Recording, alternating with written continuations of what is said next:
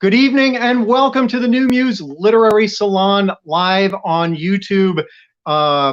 This is the place where we normally, in the before times, would gather live and we would have LA's best writers, performers, screenwriters, playwrights, and various and sundry people would be joining us and reading stuff, concentrating on new works and works in progress. We are not able to be live and doing this live in person right now, so we are live on the interwebs. I am Alex Stein. I will be your host. We have a fantastic lineup of writers and performers, and we're going to get to all of them in just a moment. I'm going to start off by reading a brand new piece. I've been doing these stories that fall under the rubric of Tales from the Trail, which are stories about dogs, mushing, and sled dog races from a variety of weird and unusual points of view. So there are stories from the points of view of dogs, stories from the points of view of mushers, of teachers, of volunteers, all sorts of things like that. This is called 50 Miles Across the Ice, and it is from the point of view of a body of water that is frozen. This is with apologies to Robert Service. In a biting wind on a chilly night, you'll be waiting on the shore with a battered sled and a line of dogs and a body worn and sore. By this time in the race, you'll have frost on your face and you tingle to the core. But when you get to me, I can plainly see you are thirsty and want more. I'm the mighty bay, and I'm here to say you must yield to all my power. If you act with care, then your life I'll spare after torturing you for hours. But get too smooth or make one wrong move, and I'll crush you neath my towers, made of ice and snow, creatures down below, ghosts to make you cower.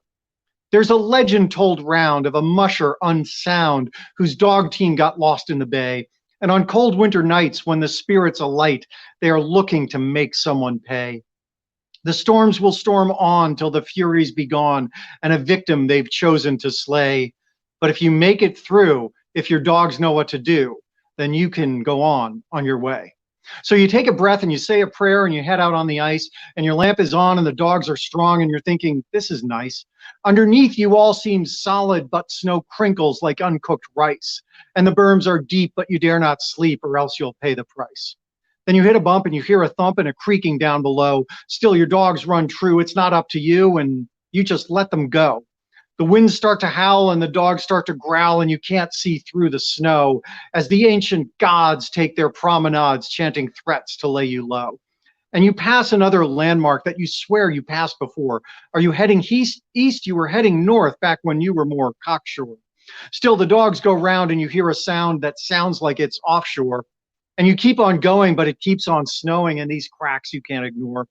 Your heart skips beats when the dogs want treats, with the ice beneath you lifting. Overflow abounds, there are whale-like sounds, and you feel the pack ice shifting. Nasty subsets of years of regrets make you feel short shrifting.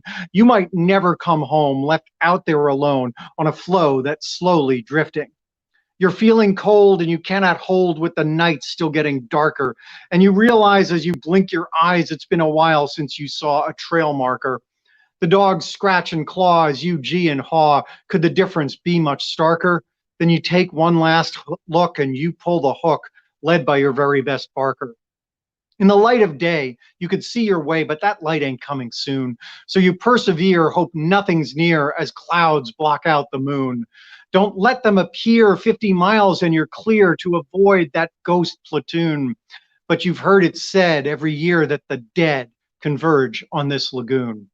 You start hearing voices question all your choices with the hours ticking by, while the siren songs of those you've wronged uncover your very last lie. Will you spend an eternal blend on this ice and wonder why? But you're not yet dead. You are there on your sled with your dog team young and spry. You've lost track of time and you might lose your mind and the cold is becoming too much. But you trust in your team and start feeling serene, leaning on them like a crutch.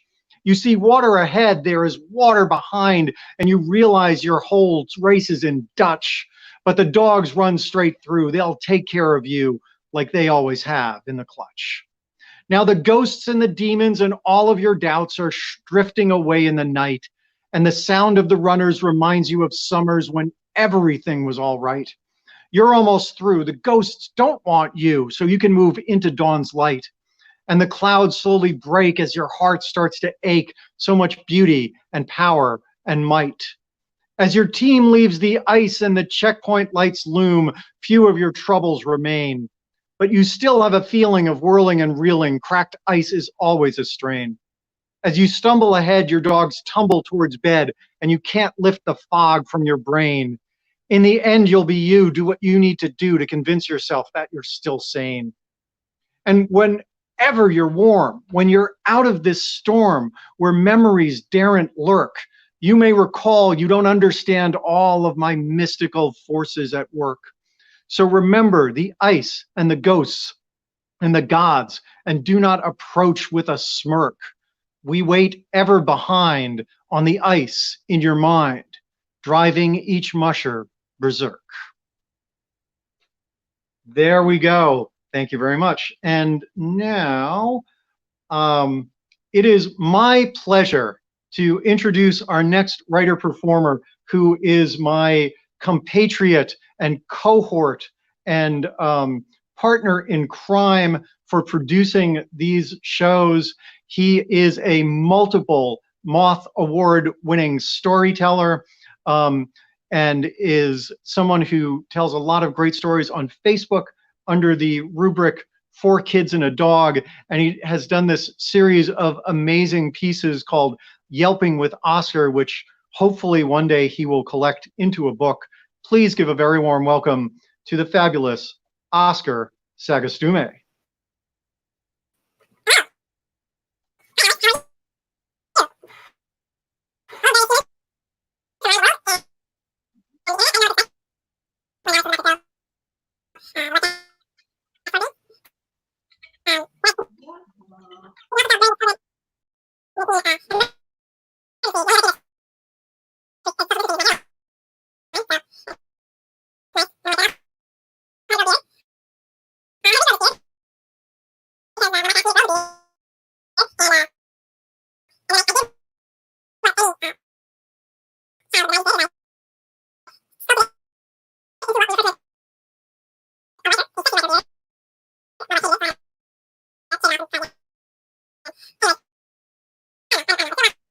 Hey, Oscar.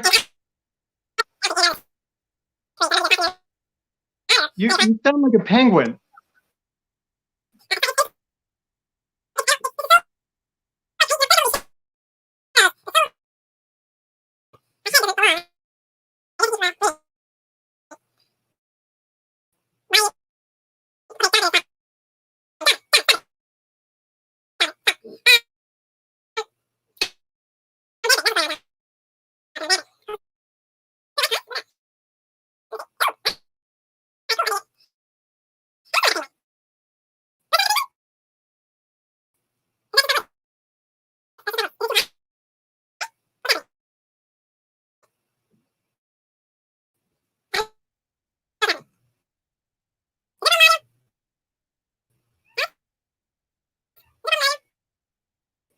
Have you been inhaling helium?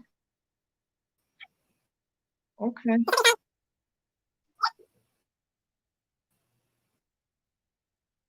Your voice sounds very high pitched.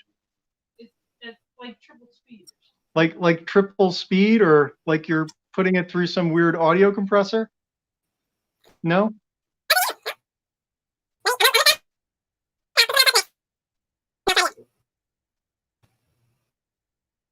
Okay. Does anyone else hear it? Alrighty then. That was Oscar Sagastume. I'm not entirely sure what to say about that, but apparently there was some audio problems, to say the least. Okay, let's move on then. Perhaps he'll come back. I don't know. Maybe he will, maybe he won't.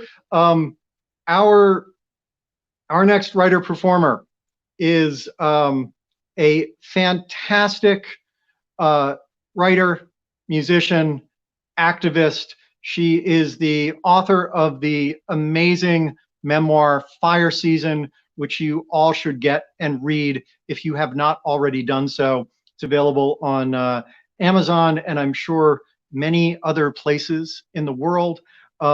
She also has recently written a new novel, and please give a very warm welcome to the fabulous Holly Dexter.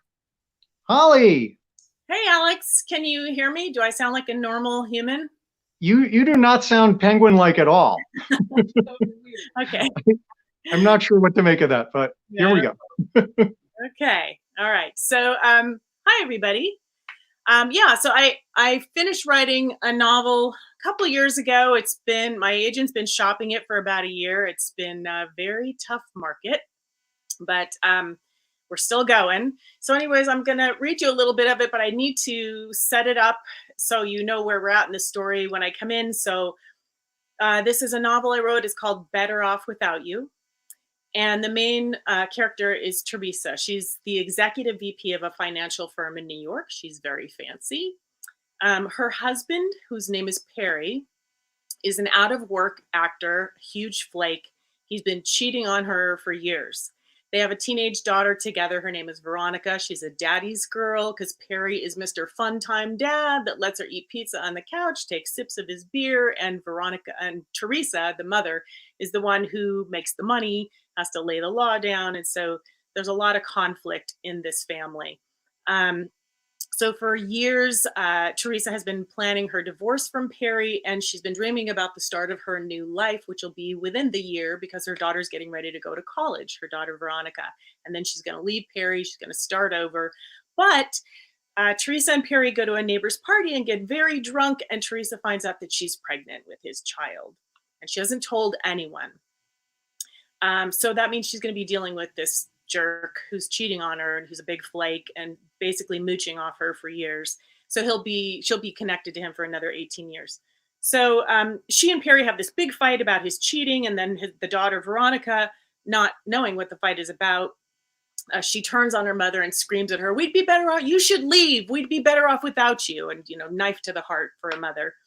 And then the next morning, on her way to work at the Twin Towers, she gets morning sickness and she has to jump off the train. And she ends up being late to work, and that's when the planes hit. So this is where we're starting. So at this point, she's already seen the destruction. There's a very, very dramatic scene about what's happening in the city with the Twin Towers crumbling. And at this point, she's about to cross the Brooklyn Bridge with everybody. Teresa marches on with hordes of the others, and by the time they reach the Brooklyn Bridge, there are thousands of them. They are refugees, their tear-stained faces covered in white gray dust. Like zombies, they move forward, numb. Outside the city, but for the shuffling of thousands of feet, there is no sound, no voices, no traffic, no honking horns, no airplanes in the sky. The crowd is a silent sea of grief-stricken strangers marching shoulder to shoulder, quietly weeping. Two young women limp beside Teresa in tattered business suits, no shoes. There is blood on the face of the shorter one, spattered down the front of her linen blouse. Her eyes are glassy, dazed. She leaves behind a trail of bloody footprints. Halfway across the bridge, Teresa begins to regain feeling in her body. This is the first time she notices that her feet are bleeding and rubbed raw with blisters. Her knees are bloodied from falling, and her head is throbbing. She takes her heels off and angrily chucks them off the bridge, wanting to throw herself over with them. She collapses against the railing, uncontrollable sobs welling up inside of her. Nothing matters anymore. James is dead. Jen is dead. Everyone in her office. Everyone. Dominic at the front desk, who greeted her in his rich Jamaican accent with a smile and a booming hello every morning. Reynaldo, the kindly older Cuban gentleman who delivered her lunch and always called her Mija. She should have been there. Why did she miss her stop? Why couldn't she have been in that building right now, and then all of this would be over? She wipes her eyes, attempting to think clearly now. She thinks of Veronica. Veronica would be at school on the Upper West Side, far from the explosions. Maybe she doesn't know about this yet, God willing. But Perry has surely seen the news. Oh God, he thinks I'm dead. She takes her cell phone out of her purse and flips it open. Who am I kidding? He's probably opening a bottle of champagne and cashing in my life insurance. The words replay in her mind. Better off without you. Stopping her cold in the middle of the bridge. Her body stills. Everyone believes you are in that building. Everyone believes you are dead. She can't move, can't breathe. She stares at her phone and imagines life in their home without her. Veronica and her daddy, 2 peas in a pod, happy, carefree, sitting in cafes together, exploring museums, playing catch in Central Park without Teresa's moods and sadness hanging over them like a rain cloud. With her life insurance policy, her savings and stock, they'd be set for life. Her body goes numb. She looks over the edge at the water below. She could jump. She could jump right now off this bridge and all of this unbearable grief would be over. She shivers thinking about the baby forming inside of her. It's not a baby. It's a clump of dividing cells, she tells herself. But it could become a baby. James is dead. Jen is dead. Everyone in that building. But this baby, this possibility of a new life, how could she have an abortion now? She could keep this baby. Maybe this time she could get it right. No, that's insane. You'd have Perry around your neck like an anchor for the rest of your life. Unless he didn't know. She grips the railing to steady herself. She feels a wave of nausea, but there's nothing left in her stomach. Her hand shakes as if the phone she's holding weighs 1,000 pounds. Better off without you. She slams the phone shut, hurls it off the bridge, and watches as it hits the water. She takes the cash out of her wallet and her license. She might need it to get across the border. Tucks it into her gym bag. She throws her wallet and purse over, then falls to the ground as her knees buckle beneath her. That's it. Holly Dexter. Oh my God, that was so great. Thank you, Holly. Thank you. That was just wonderful. And the novel is called Better Without You? Better Off Without You. Better Off Without You. Yeah. It's being sharp. I can't wait until me and everyone else gets to read the entire thing. That's just wonderful. Thank you so much for being here. Thank you. Our next writer performer is someone who is very well known on the Los Angeles storytelling circuit. He has done one-person shows. He has been in multiple storytelling shows and is the co-host of the recent Ride or Die series, which was about ride sharing and in the modern world. Please give a very warm welcome to Jonathan Tipton Myers. Hello there. Howdy. Sorry, I'll get out of your way right now. It's all good. Actually, you could pretty much sum up the entire story that I wanted to tell you by just saying I went for a walk. Okay, thanks. That's it. That's all we need to do. Basically, I have never been sedentary my entire life. I'm from New York. I don't know how many people out there are from New York. I grew up in Manhattan, where you can't be sedentary. It's like it's what you did to get from one place to another. It sounds stupid to say because it's literally so pointless and ubiquitous. It's if I had mentioned it in the course of telling a story, it'd be like, well, I got up and then I started breathing and then I breathed again and I breathed again and then I got out of my bed and I breathed again. It's just like breathing. It's how you got from one place to another. As a kid, it's how I walked to the soda shop that was on the corner of 74th Street with my $1 allowance which at the time got me at least one Daredevil comic, one Green Lantern or Green Arrow, and then one Peanuts book for 50 cents. And that was my whole day. I played stickball and softball and stoop ball in particular in the street, which involved walking and the street. So you don't live anywhere without a street that you're walking on. I was a fat kid and found out when I was 18 that moving my body and exercising created a different relationship with food and helped me not only lose weight, but to connect to the person who was actually inside of me. I didn't know how to swim because although Manhattan is surrounded by water, it's water you were warned against actually touching. And a city full of cars were completely unnecessary. As a matter of fact, we would make fun of them. And if there's anybody out here from Manhattan, you know that's the truth.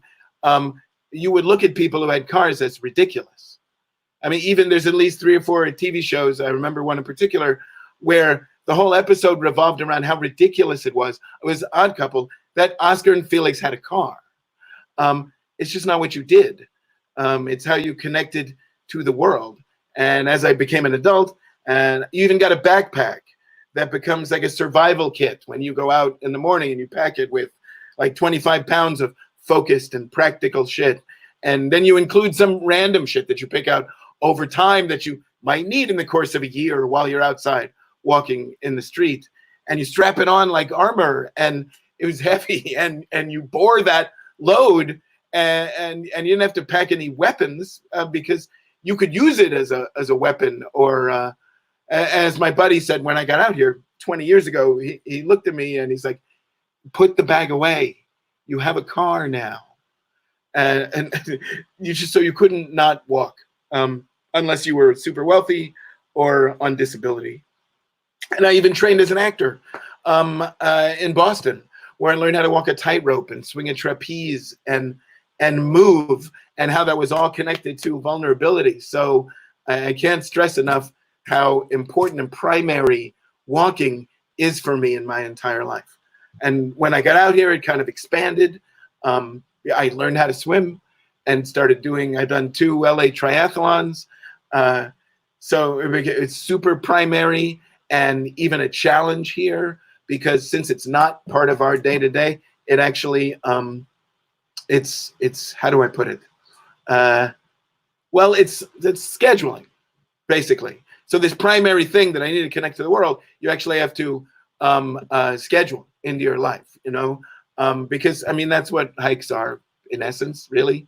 There's just scheduled walking so that you make sure that your legs move on a consistent basis. And that part of it has been great. But for 4 years, all of a sudden I became a rideshare driver. And I've been driving about 50 hours per week.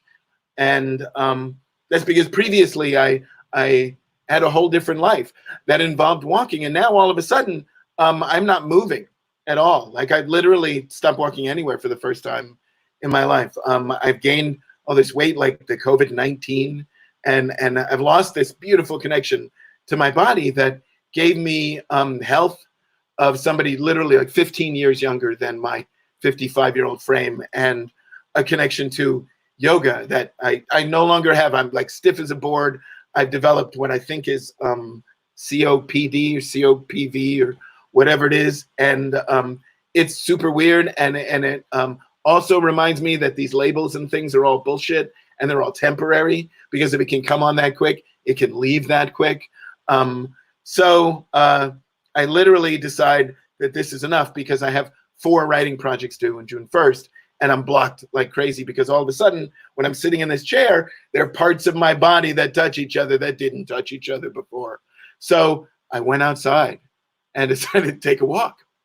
And I went up, I'm in Franklin Village, so I went up from Bronson up to Canyon, where I used to run and train for triathlons.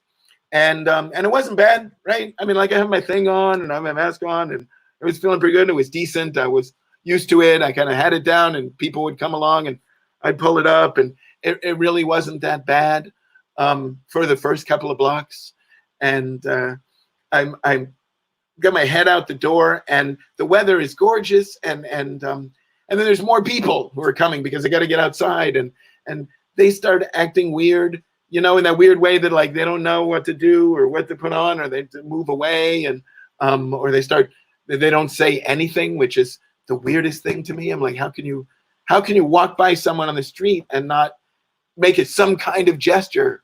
But we're also wrapped up in our head that it's weird, and then I started thinking, oh wow, when I used to run this, I was looking at all these houses going, this is what I'm going to have. Yes, that's the house that I'm going to have. And everything was in front of me. And then I started a corporation that exploded, and I got a big house on the east side, and I had all this stuff, but I wasn't writing it all. So I blew it all up to literally become a rideshare driver and get back to writing, right?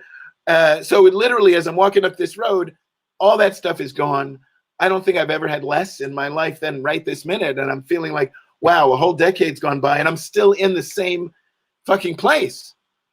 And then now, as I'm thinking of this, more people are avoiding me, and I'm not really paying attention to them. So I'm a little bit close, but I don't know, and they don't know. And I try to say hello because, and you know, and they look at me and they're like, whatever, and they just keep moving. And I turn the corner, and then there's this big wall of jasmine, which smells so good. But correct me if I'm wrong, really fucking weird. It's May. It's the middle of May. Jasmine was like February, right? I mean, that always signaled the winter, like into spring for me. And so it's feeling weird, and it's off balance. And I don't understand. It's probably climate change and everything that's uncertain. And now things are going to grow that don't grow. And it's just freaking me out, and it's pissing me off. And so I moved past it really quick, even though I still enjoy that scent so much.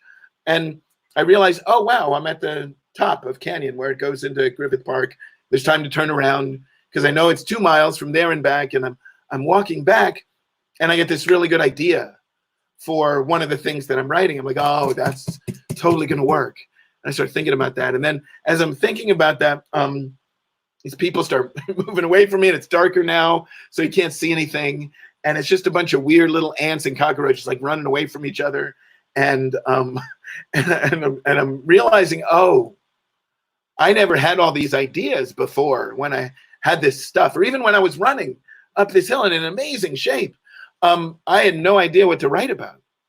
And I've almost got more ideas now than I ever have in my life. The problem is that I can't write them all fast enough. And then I look around, and I had someone I'd said hello to, didn't say anything, but 2 seconds later I hear them on, and they say like, oh yeah, and so there's another thing to be disappointed about in him. And I realize, oh, she's on her phone, and everybody's like on their phone, and it's not me. They're not even paying attention to me. And I realize, oh, everything's up in the air. All of this is incredibly uncertain. And the whole point of physicality, of doing all of these things, was to get back to my center, to embrace that uncertainty, because that's what all of this is about, right? It's embracing the uncertainty of life. That's a fallacy that we know anything that's going to happen. And that's great, because it means that things could happen that are like miles above what our tiny brains can assume for us, right? So I'm thinking, oh, great. Okay. And I'm feeling a little bit more relaxed. And so as I'm walking back around the corner onto Canyon, I lean into the jasmine a little bit, and I pull my mask down, and I take it in, and I smell it, and it still feels fucking weird. But then I take another breath and realize that's a really good smell. And then I make it home. Thank you very much. Jonathan Tipton Myers. Thank you, Jonathan. I'm so tempted to quote Seals and Crofts to you, but you know, don't even go there. I know where you're going. Makes me feel fine too. By the way, I just realized that the lyrics to that song were Jasmine. I'm not sure what I thought it was. I thought it was Jazz Man. Oh, nice.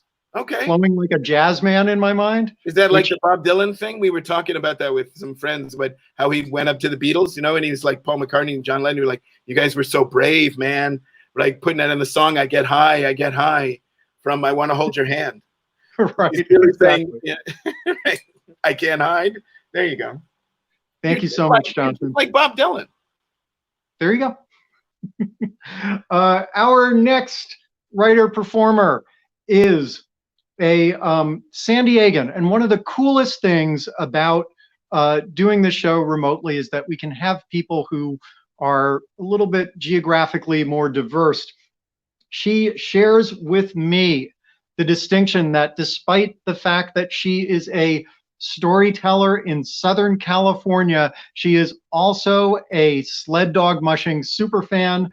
She travels the world performing and using the power of stories to communicate to people and to build bridges and help bring people together, although she is now busily canceling all of her summer travel reservations because she traveled a lot in the before times, but she is enjoying reliving past trips. Please give a very warm welcome to Hattie Christensen. Where are you? Sorry about that. That was my fault. Yeah, perfect. Thank you, Alex. And it really is, most of my friends think that I must be the only Southern California storyteller who loves dog sled racing, but I say, no, I know at least one more. So you make me look a little bit better. I want to tell you about a particular trip that I went on that had nothing to do with sled dog racing, but it was a wonderful trip. In the year 2010, I had the opportunity to go with 20 American teachers and artists to Shenzhen, China. We were going to be part of the American Scene Summer Camp, and I even got out my t-shirt. I knew I had it someplace. Here we were going to work on teaching Chinese elementary and middle school kids about using the arts to teach them English and to teach them what really it's all about to be an American. So we had many adventures, but I'm going to tell you about the third weekend that we were there. We had the opportunity to go on a Sunday afternoon or a Sunday visit with one of our students. I received an invitation from one of my students, Mary, age 10. She carefully brought me the invitation and said, you are invited to come and have the time with myself and my parents. And she gave me an agenda. Now, I'd never had an invitation with agenda before, so I opened it up and it said, Mary and my parents, Ken and Alice, invite you. Now, you might be thinking these perhaps are not their given names, and you would be right. What we found was most of the Chinese people that we met, many of whom had very good English, all picked their favorite English names, or maybe not even names. Besides names like John, Betty, Robert, Alex, we also met kids who called themselves, hello, my name is Lion King. And my favorite 11-year-old who said, you can just call me Martini. So, but I was invited to Mary's house, and this was exciting. So this is what the agenda said. 8:40, pick up Miss Patty at the hotel. 9 o'clock, have a visit and a short rest. 9:30, tour the house and the garden. 10:30, badminton with me and my friends. Noon, lunch. Oh, this sounded perfect. I was so excited. An opportunity to go to a genuine middle-class Chinese family house. And I thought, oh, badminton, doesn't that sound like some great pictures to be able to get of Mary and her friends, maybe in a park, frolicking around playing badminton. I was very happy to accept the invitation. So the morning came and everything went very smooth. As it turns out, Mary's parents spoke very good English. Her father, Ken, actually had been to San Diego, so we knew we were going to have a nice time. And I enjoyed visiting with them. We had tea. I got the kind of tour that only a 10-year-old can give. Miss Patty, would you like to see in our closet? Miss Patty, would you like to look under the bed? Miss Patty, do you want to see what's inside our dishwasher? Yes, I wanted to see all of it. It was so fun and it was so nice. And I was settled in going, this is a great day.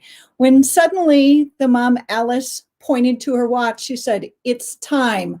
We must go. It's badminton time.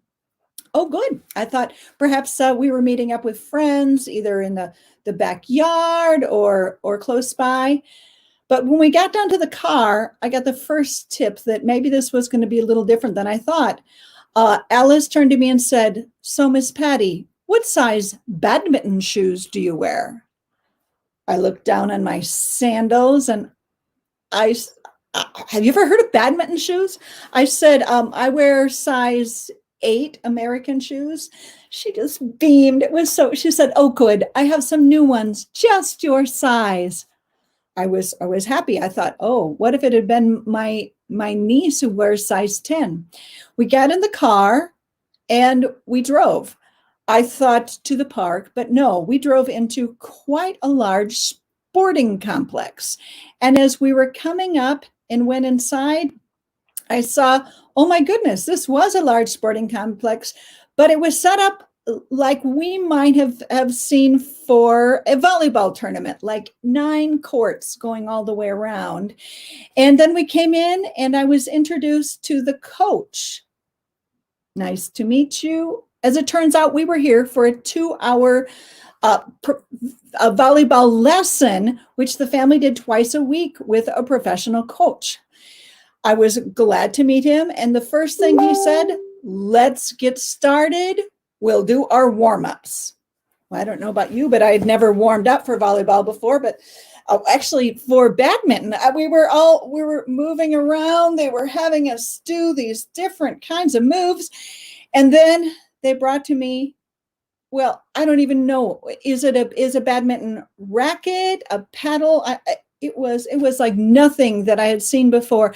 I had played badminton as a kid, and we had a set that was like in a vinyl package we kept in the trunk of our car just in case you would ever need to use it. But this was a racket that was beautiful. It was solid wood. It was fabulous. And then they brought out the shuttlecocks. Now, these were no shuttlecocks like I had ever seen before. This is an American one. These were real, true feathers, and it was fantastic. And so he said, the lesson may begin. Mary, demonstrate service. And Mary came and she took and she threw that shuttlecock bob and she hit it, and it was beautiful. And I was like, very nice, Mary. And then the coach said, Miss Patty, you do it. I said, okay, I got this. I can do this.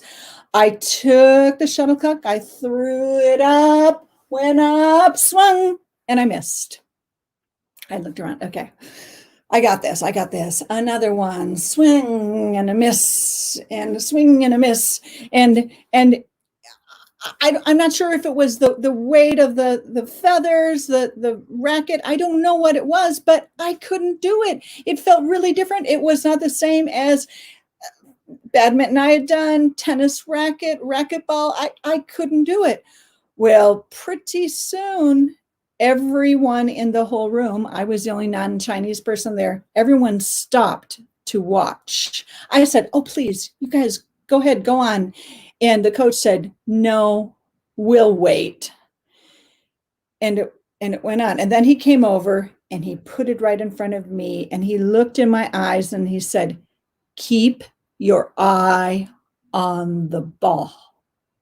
And suddenly I was transported back. You see, I was raised by a physical education teacher. My dad was a great athlete. He played tennis into his 80s. Actually, all my siblings and every one of my nieces and nephews are superb athletes. Every single other person in my whole entire family would be able to do this. And all I could do, I was keeping my eye on the ball and missing. And finally, the dad Ken took pity on me. He came over and he brought the badminton, and he showed me this really wussy little bing throw over, probably that they did with kindergartners. And I was able to make a service, and everyone said, so we went on, we moved, we did some other kind of things. We did some drills. Luckily, a lot of things after service in volleyball, and it looked like volleyball. So I kept thinking it was volleyball, but it wasn't volleyball. In badminton, there was a lot of things that were a lot like an overhead smash or volleying in tennis, which I did play when I was a child. So I was able to get a few things. And they brought out, there were hundreds of shuttlecocks that was going on. Now, I didn't mention to you, it was over 90 degrees with no air conditioning in this room. And I started sweating. Sweat was beginning to pool in my face and drip down off my shoulders. There was a little puddle underneath me as I was running and running. My face turned really red. And finally, Mary must have took pity on me, and she said, Miss Patty, would you like to sit and watch a little while I play with my friends? Thank you, Mary. Yes, that would be good. I was watching. What I also didn't mention to you was I had a videographer who was assigned to me and following me around, watching my every triumph on this event. Well, we got towards the end. I almost made it to the very end of the time, and we were starting to wrap up. And the mom, Alice, came over to me and said, Miss Patty, would you like to borrow a clean shirt for lunch? And I looked, and I had sweat dripping in my armpits all the way around. It was sticking. I thought, oh my goodness, I knew we were going to a nice restaurant. Maybe they wouldn't even let me go. But I hadn't thought of, if you were going to a little visit for badminton and lunch at somebody's house, that you should bring a change of clothes. So I was grateful to take that. We were just getting ready for me to go change my clothes when suddenly the coach said, we must take a picture. I said, well, picture, okay, there we go. And so went over and he said, yes, we must all take a picture. And he started gathering people. Actually, Mary, Ken, Alice, the coach, the assistant coach's friends, everybody wanted to be in the picture with the funny American woman who couldn't play badminton. But we took it, we left. I made it through. Now, the next day when we went into school, I was so happy and I went up and I thanked the person who did all the arrangements for us to be there, and said it was a very nice family. And she said, oh, I've already received a call about you. And I said, oh, goodness, what did they say? And said, oh, the mom said, it's so nice, that Miss Patty, she's so very, very clever. I said, why did she say was clever? She said, well, that Miss Patty, she had never before ever in her life heard of or played the sport of badminton. And so in only one lesson, she learned how to play it. What a clever, clever woman. And I realized inadvertently, by appearing so bad at the beginning, I saved myself a little bit going on. So I want to give you a little bit of tips. If you go to China and there's an opportunity to play badminton, know that it's actually a very popular sport. A lot of people play it. A lot of people get lessons, and you can even become a professional badminton player in China and make some serious money. But if you get a chance to go there, I'm going to tell you, wear your gym shoes, bring a change of shirt just in case you sweat too much. At the beginning, miss a lot of shots. And then when they ask you about your experience with badminton, exclaim, I have never, ever heard of such a game. Perhaps we could introduce it to Americans. We might like to play it also. If you take that advice, maybe you too can be a badminton hit in China. Thanks. Thank you, Patty. That was wonderful. By the way, you have the most interesting background I have seen of anybody doing any sort of live thing or streaming thing. That's a quilt that I have in my guest room, and I thought, I should put a little bit of it to use right now. So that's my favorite quilt. It's fantastic. Thank you, and thank you so much for sharing that story with us.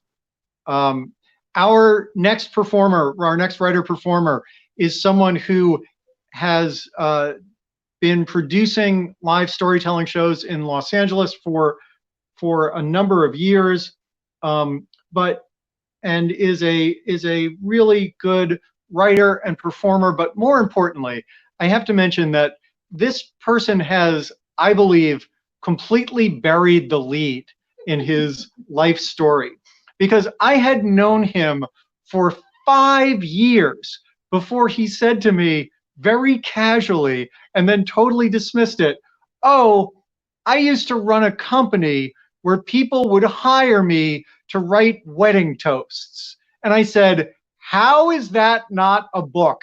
How is that not a bad Meg Ryan movie from the 1990s? I still do not quite understand that, but he is also the author of the book Warm Words, the Make a Toast Winter Holiday Guide, available all around the world through Amazon.com and perhaps many other places. Please give a very warm welcome to Mr. Christopher Corbell, who I believe is, oh, now you're right side up. Okay. Chris Corbell, everybody. Thank you so much, everybody. Yeah, the name of the company is Make a Toast. So if you're interested, it's make-a-toast.com. But that's a story about another time. This story takes place much longer when I was a much younger man. It starts out, I am sitting in a lobby of a courthouse. I am with a bunch of other people, and I'm looking at these attorneys. I look at one guy, he's like around my dad's age, and my dad had been an attorney, he was a tax lawyer, and I see an older Chris, lawyer. I'm sorry to interrupt you, but you're a little bit low. Could you maybe just either speak up or get closer to your microphone? Can I put my microphone on? Hey, everybody, this is the beauty of live. So I'm going to try something where I'm going to put on this. Bear with me. Okay. And all of you guys. At least you're not talking in loud, high-pitched I'm going to try dolphin with language. Can we try? I bet this will make it even better. Here we go. I've killed Chris Corbell. I didn't mean to. How's that, folks? Oh, that's so much better. Thank you. Sorry about that. The beauty of a microphone. Okay, great. I'm going to actually have to cradle this in my hand. Wonderful. So let's start all over. I'll even do this in a completely different way. So it is my senior year of college. I am sitting in a large exam room taking my entrance exam for law school. My father was an attorney, and my grandfather was attorney before him. And I think to myself, well, I must have law in my blood. But here's a secret about the entrance exam for law school. There's no section on biology. So my scores are so low that I can just get into a school that teaches agricultural law. I could be a farm lawyer. And I don't want to be a farm lawyer. Yes, my dad was an attorney, and he was a tax lawyer, and my grandfather was a lawyer in Czechoslovakia. And I do love the law. But I think I love more the idea of the law, because at that time, my favorite show was LA Law, and I loved books like The Firm and the movie The Firm.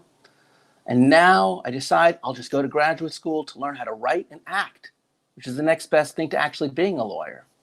And many years later, I find myself in Hollywood, and not just in Hollywood. I find myself in a courthouse in Hollywood.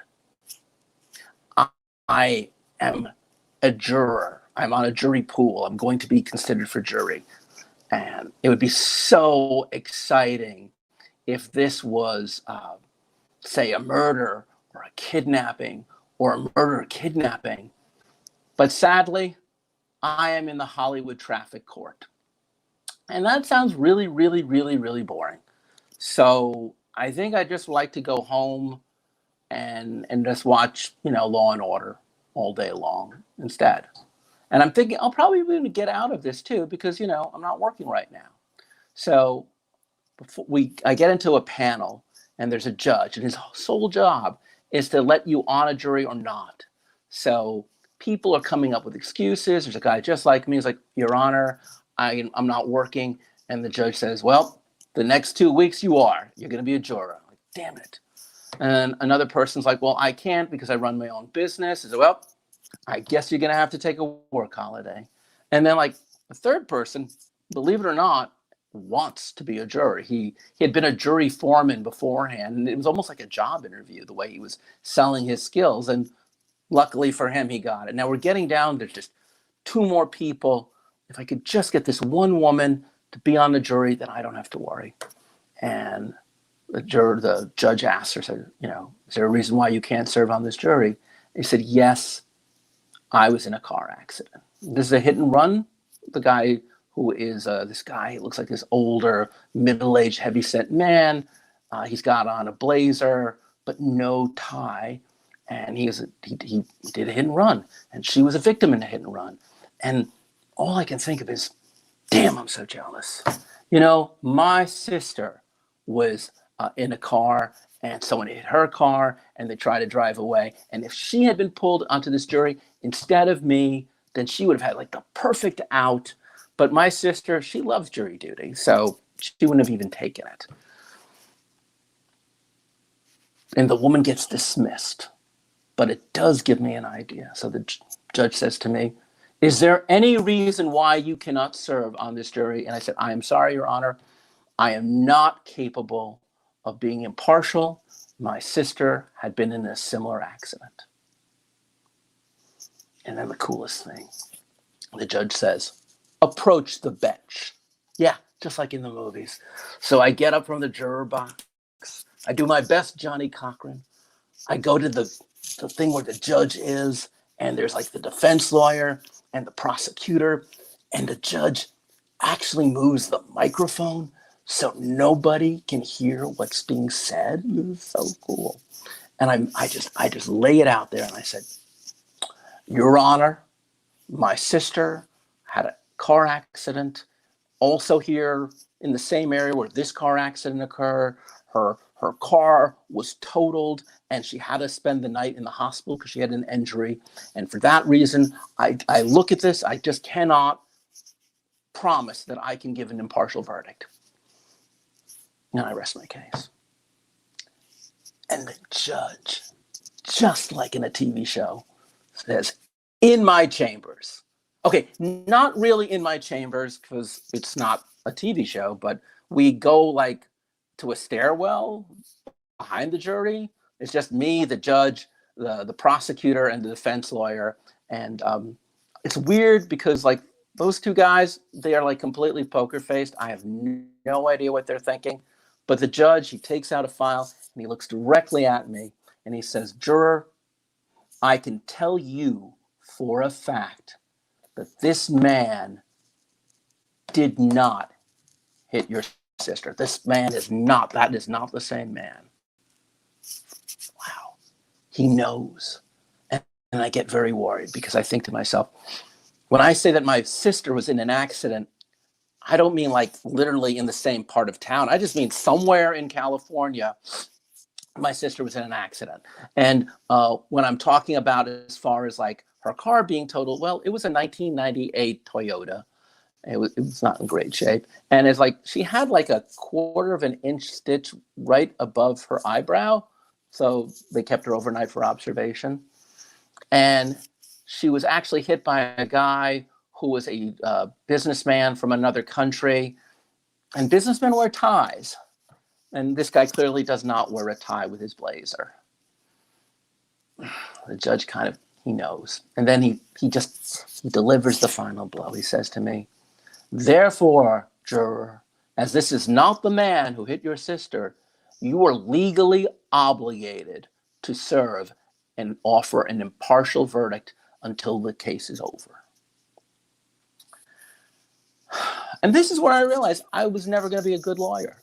I'm not my dad, and I'm not my grandfather. And even if I was my dad, he was a tax attorney, so I don't know what kind of tax attorney mojo I could have gotten out of this. And my grandfather was a great lawyer, but he was in Czechoslovakia and we're in the USA. Oh man, I had to go and study acting and writing. So I do the only thing I can do in this situation, which is I dig deep inside my toolbox of creativity. And I imagine my sister's quarter of an inch scar getting bigger and bigger. And I just remember how much she loved that car when she first got it. And I went harder and further inside. And I looked at the judge dead in the eye and I said to him, "You tell me that I have to serve on this jury. Be that as it may, I cannot stop you from compelling me to do so. But I have to ask you, what kind of a man, what kind of innocent man goes to court and does not wear a necktie?" There, I've said it. My conscience is clear. Do as you wish. And I rested my case. And I could kind of feel a very weird kind of thing going on between the prosecutor and the lawyer. But the look of sheer white hot anger as the judge looked at me. And he said just one hard word, the kind of way you would say it if you were about to strangle somebody. He just looked me dead in the eye and he said, "Dismissed." And then a few minutes later, I'm on Hollywood Boulevard, just walking down the street, looking at all the stars and realizing I just went up against a judge and I won, and I didn't even have to go to law school. Thank you very much.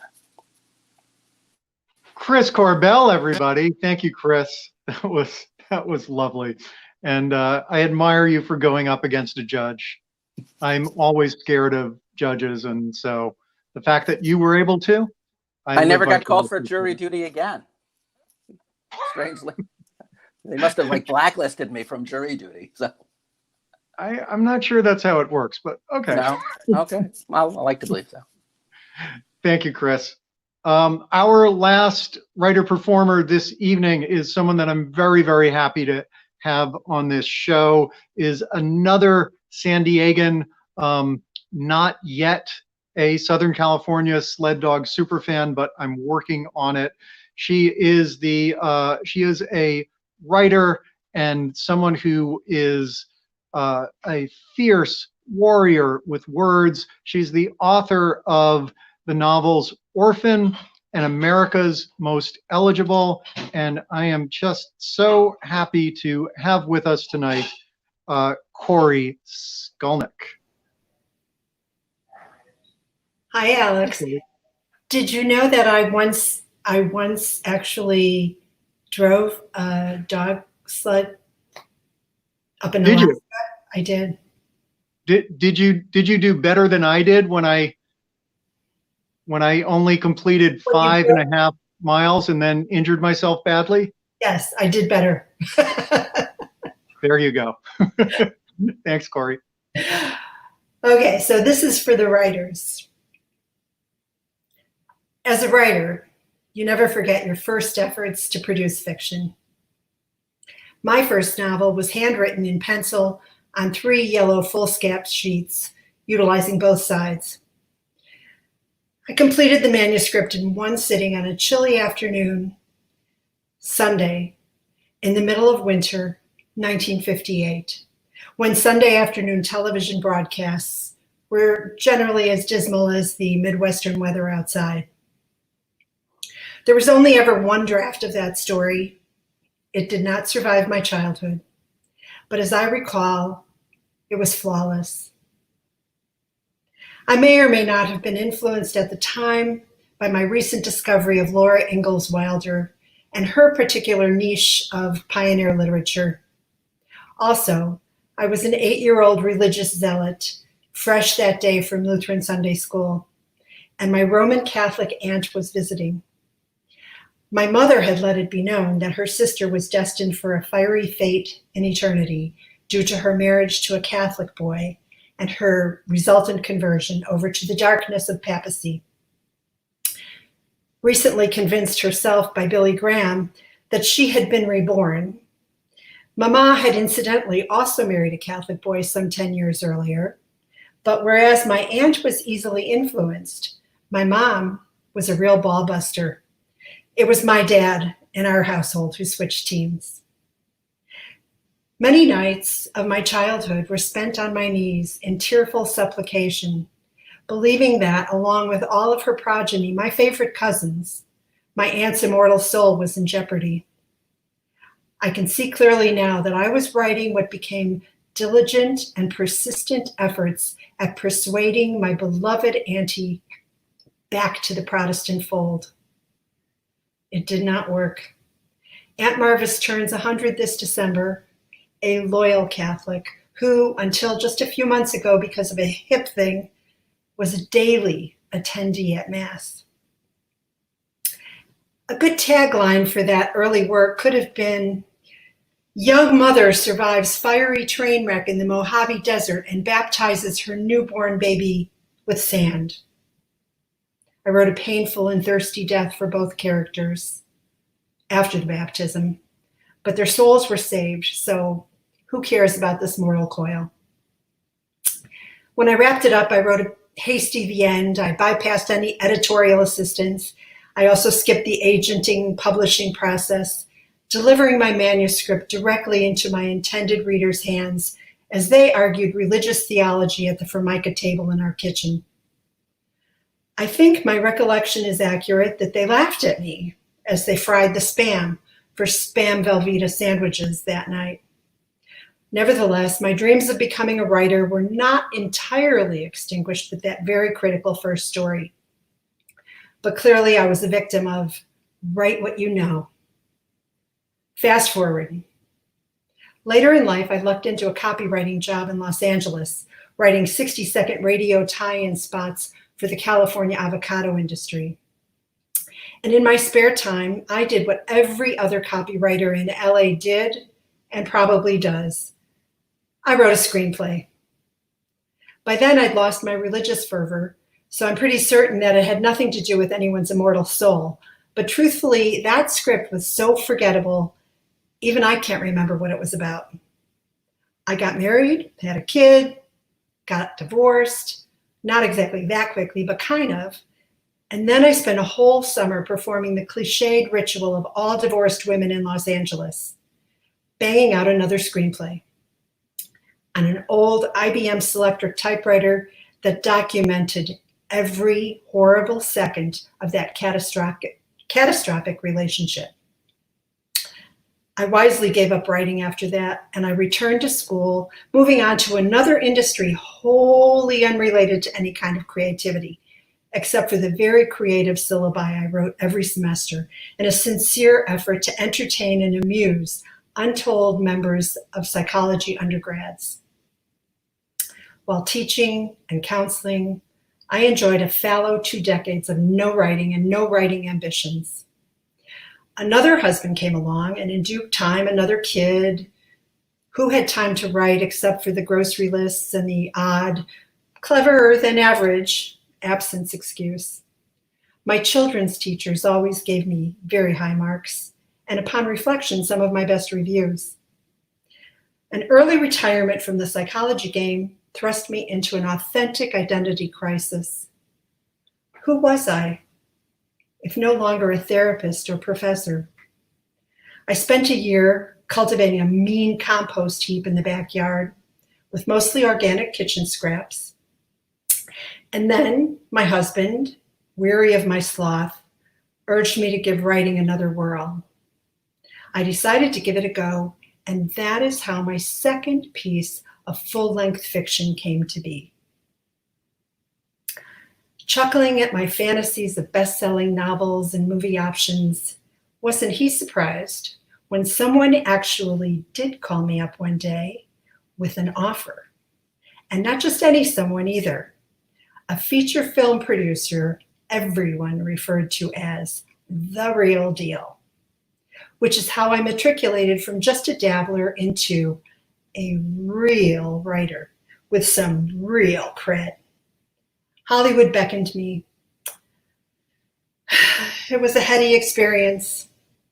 I got invited to some fancy eateries for long lunches where the producers discussed casting options. Brad Pitt, and I shit you not, Meryl. And then, as quick as you can say, your option is lapsing, my option lapsed. Oh, the ignominy. It's a hard, hard thing when you've spent 3 years informing every single human being you've come in even minimal contact with that your novel was optioned for a feature film, only to have to face the brutal cold fact that fewer than 30% of options are ever realized, and yours is one of those. My gardener broke down in tears. The mailman still won't look me in the eye. The kids who work at the local Trader Joe's, all of whom have secret literary ambitions of their own, they pat me on the shoulder, they shake their heads sympathetically. A friend of mine, a successful screenwriter whom I picked up in my brief travels in that realm, she had a t-shirt made for me that said on the front, "Yes, these are real tears." And on the back, it read, "My option lapsed." As you might expect, the majority of the population don't know what to make of it, the shirt or my obvious distress. I'm happy to report, however, that I can go into any Starbucks in LA wearing that shirt, and I never have to pay for my own coffee. Writers, it turns out, are a uniquely sympathetic and generous brotherhood. When you're a failure, they aren't so kind when your star is rising. And if you get a deal on your first effort while they have 6 books languishing in the remainders bin, they'll gleefully stick a shiv in your back. Ask me sometime how I know that. So what now? It's an earnest question for anyone in my old shoes. What the fuck now? Now that I'm facing an age when my brain pan feels empty, everything else I once thought was under my control has begun to sag or fail, simply disappear. What is there to do with this overwhelming sense of failure that has descended? I'll tell you what I do. And I do it now every single morning. I do what the writer Tom Robbins says to do. I show up in front of my MacBook Air every single goddamn morning so that the Muse knows where to find me. And I whisper these words: I am a writer. Thank you.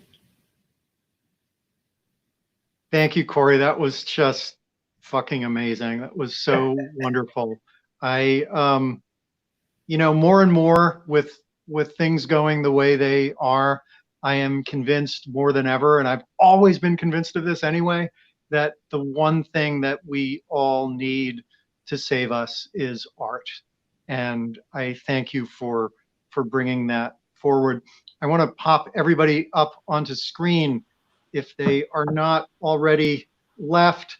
And I know that Oscar Sagastume, I believe, has returned to the sea from whence he came. But I wanted to thank Holly Dexter, Jonathan Tipton Myers, Patty Christensen, Chris Corbell, who seems to have disappeared as well, and Corey Skolnick. My name is Alex Stein. We are here every the first and third Sundays of every month. And just wanted to say to everybody, be healthy, take good care of yourselves. My wife and I have a pet moose, not a pet moose, but a stuffed moose, whose name is Marty. And Marty wants you all to know that if you go out, wear your damn masks. If my moose can wear a mask, you can wear a mask. So thank you guys so much. And thank you everyone who watched this live or is going to watch it later on. Special thanks to those people who stayed up and watched from the East Coast. I know it's a little bit late, but thank you guys so much. Good night. Thank you, Alex.